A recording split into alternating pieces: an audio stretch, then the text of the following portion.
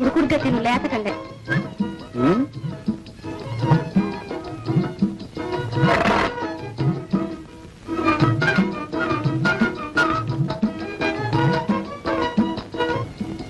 కాకపోయినా దాన్ని పెళ్లి చేసిన తర్వాత నా పెళ్లి చేసుకుందాం అనుకున్నా.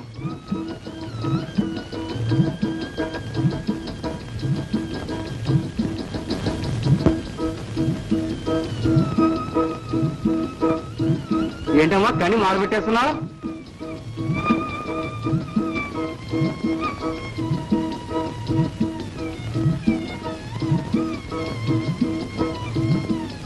ఏమిటి అట్లా కూర్చున్నారు?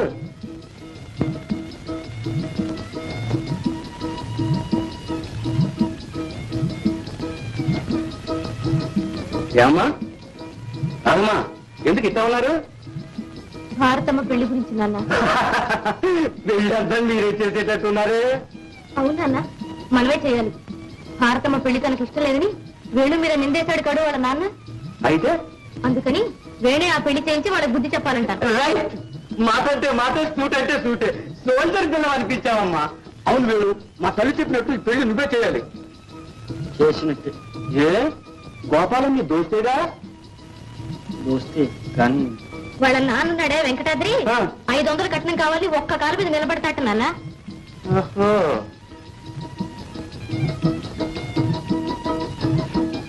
దీన్ని విచారించడం ఎందుకు?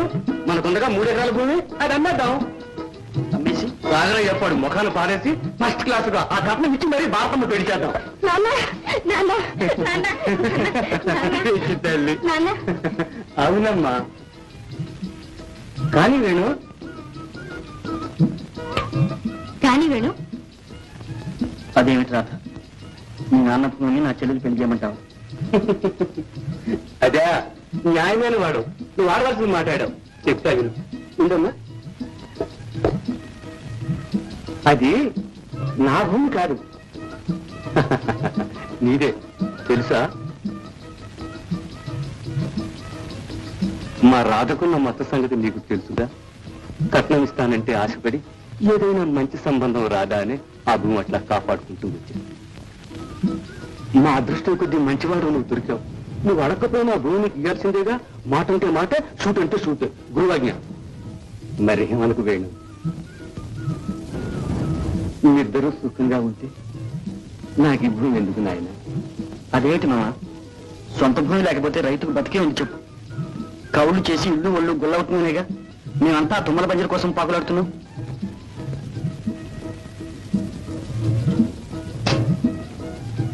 భారతమ్మా, రాధా నీకోసమే వస్తున్నానమ్మా. అన్నయ్య ఎలాగున్నాడు? బాగున్నాడు. కానీ నువ్వు నిలకొచ్చావే? అమ్మ అన్నయ్య దగ్గరికి రావాలని ఎంత ప్రయత్నం చేసినా నాన్న కదని లేదు రాధ. ఏడ్చుకుంటూ కూర్చుంది. మంచి నాన్నే.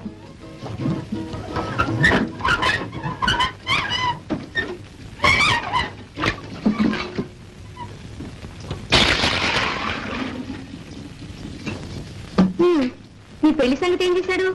డబ్బు దొరకలేదు, అందుకని వైశాఖంలో కాదు శ్రావణంలో చేద్దామని కౌరు పంపాడు.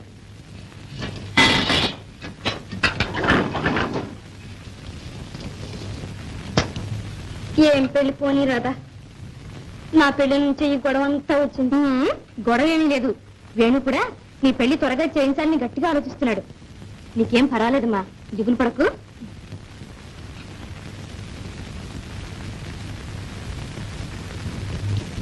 భారతమ్మా, ఇదిగో ఈ కండెలు నీకు ఇమ్మన్నాడు మీ అన్నయ్య. నీకు చాలా ఇష్టం ఉంటగా. అవును రాత కాదు, వదిన. అవును వదినే. వస్తాను వదిన.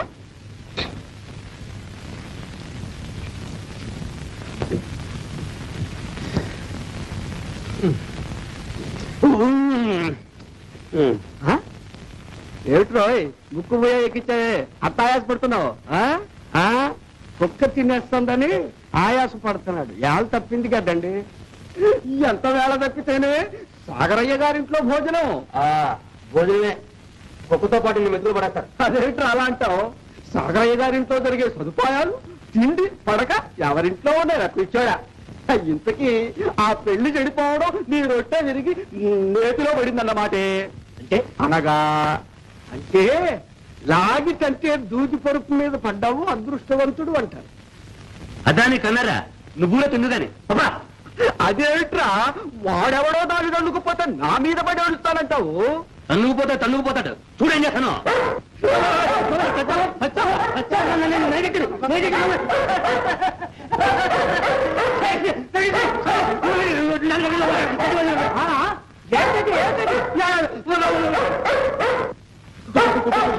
అరుపులు కుక్క అరుస్తా ఉంటే వాడు అరుస్తున్నాడు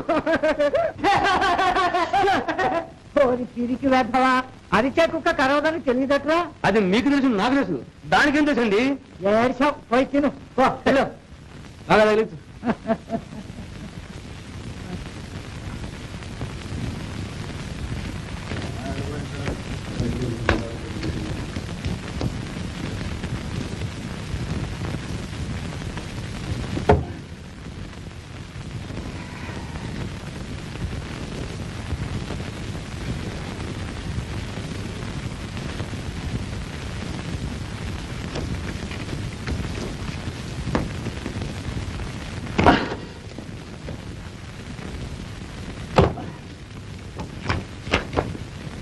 నువ్వు తెస్తాను నాన్న ఎవడా నువ్వు పోదు అంత కాశారు నాకేం పట్ల నీ పోటీ అడిగితే సాయితా చేయటానికి పర్వాలేదు నాన్న వదలమంటే నువ్వు మొయ్యలేవు మామ నేను తెస్తాలే ఎవడో వద్దు పోయి నేను మొయ్యలేను నువ్వు మోసేవాడిని సరే ఆయన మోస్తున్నారు సహజం ఇంతకంటే ఉపకారమా బరువు ఉన్నట్టుందే కోటయ్యన్నా పద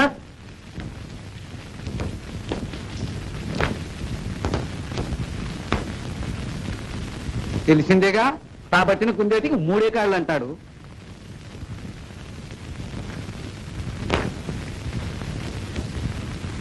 ఓహో ఏంటి పెద్దలంతా కట్టకట్టుకుని ఇచ్చేశారే ఏదో ఉంది ఏమిటి విశేషం ఏమీ లేదు ఈ ఏడు ఆ తుమ్మలబీడు సాగు చేద్దాం అనుకుంటున్నాం ఆ సంగతి మీతో చెప్పి ముందుగానే రాయించుకుపోదామని దానికి వీళ్ళంతా ఎందుకు మేము ఆరుగురిని కలిసే సాగు చేసుకుంటాం అంటే ఉమ్మడిగా చేసుకుంటాం అది కొత్త పద్ధతి రోజులు మారే ఉమ్మడిగా వ్యవసాయం చేయడమైనా లేకపోతే ఉమ్మడి పెళ్లిళ్ళు కూడా ఏమైనా ఉన్నాయా ఊరు తిరగరాని కాకపోతే మరి అభిప్రాయం వీళ్ళు ముగ్గురు కలిసి సాగరయ్య గారి కౌలు చేస్తారు మళ్ళీ మీ ఆరుగురు కలిసి బంజర్ చేస్తారు ఎవడైనా నమ్మే మాట్లాడాలి ఆ గొడవంతా మీకు ఎందుకండి మా తిప్పలు మేము పడతాం ఆ బంజరు మా ఆరుగురి పేర నమోదు చేద్దరు అదంతా సాగరయ్య గారి కింద ఉంది ఆ చెరువు పక్క బంజరు అది సాగరయ్య గారిదే కింద ఉంది తంతుగా ఉందా ఏమిటి పోలంటారు ఇదేం గవర్నమెంట్ రికార్డ్ అనుకున్నారా లేకపోతే తాకని పద్దు అనుకున్నారా బాగుంది అయితే సాగరయ్య గారిది లేకపోతే పోలయ్య గారిది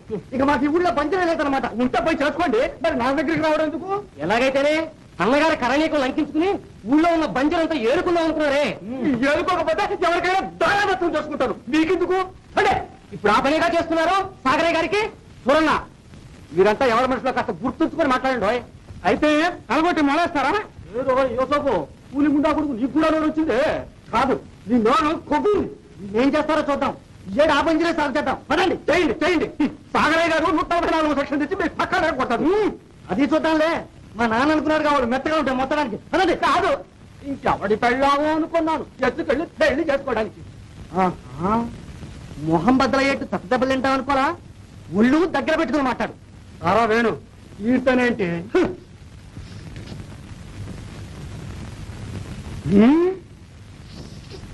అంతవరకు వచ్చింది సరే ఒరే కంతులు కొడుకు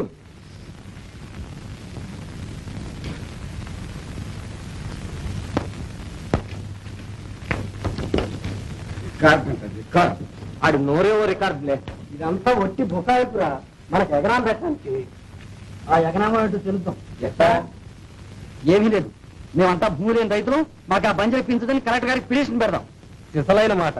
తీగలాగితే డొంకంతా కదులుతుంది, ఆ బంజర్ సంగతి బయటపడుతుంది. కలెక్టర్ గారు ఏం చేస్తాడరా అబ్బాయి?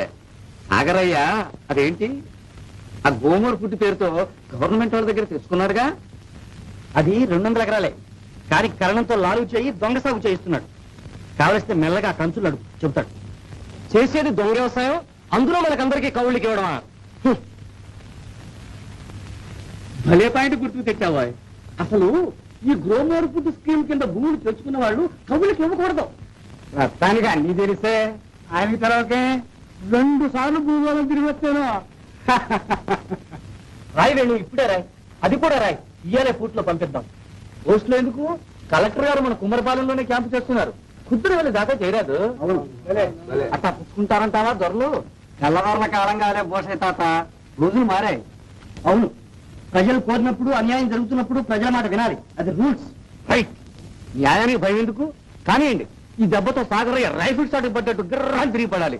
మాట అంటే మాట, షూట్ అంటే షూటే. గురువాజ్ఞ. రాయండి. ఇంకొక మాట, పిటిషన్ పెట్టగానే అయిపోదు. సాగరయ్య ఇంకా ఎన్నో కుట్రలు పనొచ్చు, అదేమి సాగనివ్వకూడదు. పట్టుబట్టి కలెక్టర్ గారిని ఇక్కడికి తీసుకురావాలి. ఊరు గూడెం ఒకే మాట మీద నిలబడి ఇక్కడ జరిగే అన్యాయాలన్నీ తెలియ చెప్పాలి. రైట్.